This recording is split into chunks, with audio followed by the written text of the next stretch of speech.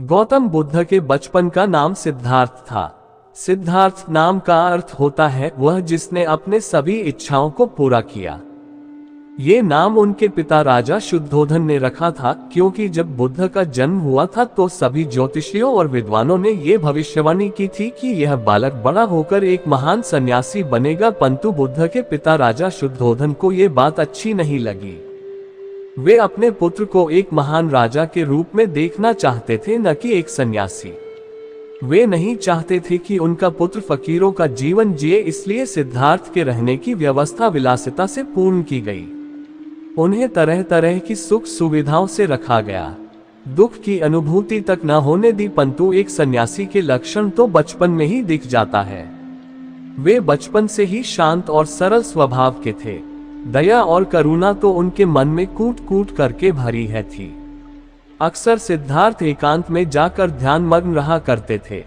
एक दिन की बात है, सिद्धार्थ अपने उपवन में एक शांत जगह इसी प्रकार ध्यान मग्न थे, तभी एक घायल हंस उनके सामने आ गिरा, जिससे उनका ध्यान भंग हो गया। जब उन्होंने अपनी आंखें खोली तो देखा कि सामने एक सफेद हंस तीर के वार से बुरी तरह घायल पड़ा तड़प रहा है। उसे देखते ही सिद्धार्थ का मन द्रवित हो उठा और उन्होंने उसे तुरंत उठा लिया। धीरे धीरे वे हंस को सहलाने लगे और फिर पास के सरोवर में जाकर उसका घाव धोकर उसके शरीर से धीरे से तीर को निकाला। तीर निकालते ही वह दर्द से तड़प उठा। तब सिद्धार्थ उसे धीरे से सहलाते हैं और उसके घाव पर पट्टी बांध देते हैं। उसी समय एक ओर से कुछ शोर होता है और उधर से उनका चचेरा भाई देवदत्त आता हुआ दिखाई दे। सिद्धार्थ के हाथ में वह हंस देखकर बहुत खुश होता है और हंस लेने के लिए सिद्धार्थ के पास दौड़कर आ धमकता है। देवदत्त, सिद्धार्थ, ये हंस तुम्हारे पास है और मैं इसे कब से इधर उधर ढूंढ रहा था।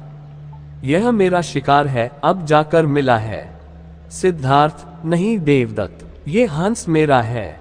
ये तो कब का दम तोड़ देता अगर मैं समय पर इसका इलाज न करता। देवदत्त, दम तोड़ देता तो क्या, ये तो मेरा शिकार है, मैंने इसे इसलिए तो मारा है। तुम जबरदस्ती मेरे शिकार को हड़पना चाहते हो।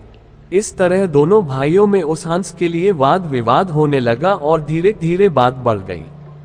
तब दोनों ने मिलकर फैसला किया कि यह हंस किसका है। इस बात का निर्णय महाराज शुद्धोधन के पास जाकर ही होगा और दोनों भाई राज दरबार में गए। वहां उन दोनों ने अपना अपना तर्क महाराज के सामने रखा।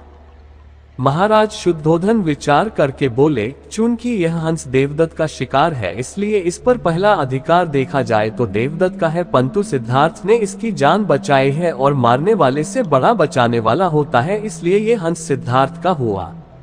महाराज शुद्धोधन का निर्णय सुनकर सिद्धार्थ की आंखों में एक चमक आ गई और वे उस हंस के शरीर पर धीरे से अपना हाथ रख सहलाने लगे।